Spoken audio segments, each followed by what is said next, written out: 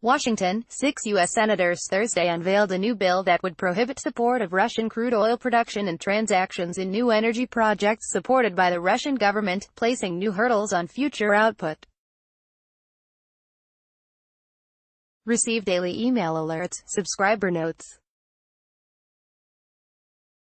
Register now. If Congress passes, and it is signed by President Donald Trump, the bill would impose new sanctions on investment transactions in energy projects outside of Russia that Russia's government supports, either directly or indirectly.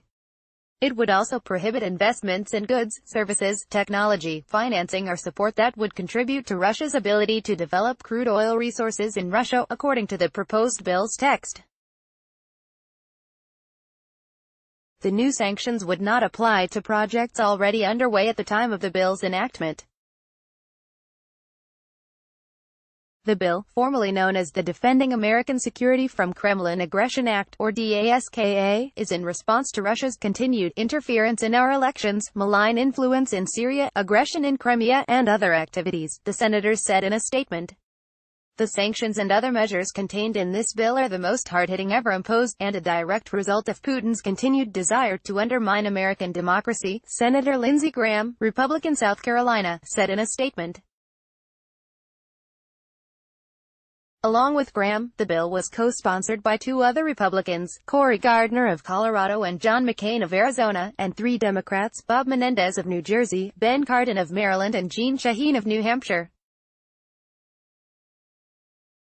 The legislation includes multiple new sanctions on Russian politicians and oligarchs, new prohibitions on sovereign debt transactions, and an extension on the cap of Russian uranium imports.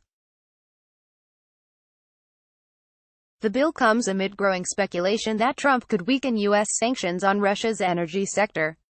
In response, U.S. congressional leaders have been pushing legislation to strengthen sanctions on Russian export pipelines and joint ventures with Russian oil and natural gas companies. Last month, Democrats in the U.S. House of Representatives introduced the Secure America from Russian Interference Act, which, among other provisions, would prohibit the Trump administration from granting waivers and special licenses that would allow companies to get around Obama administration-era prohibitions on Russian oil and gas agreements.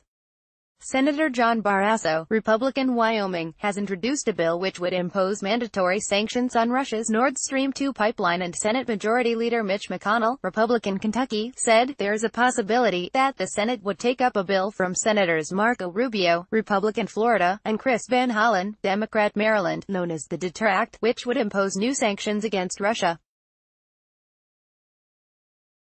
The sanctions, which would target Russia's finance, energy, defense, and metals and mining sectors, would be imposed if the Director of National Intelligence determines that Russia again has interfered in a U.S. election.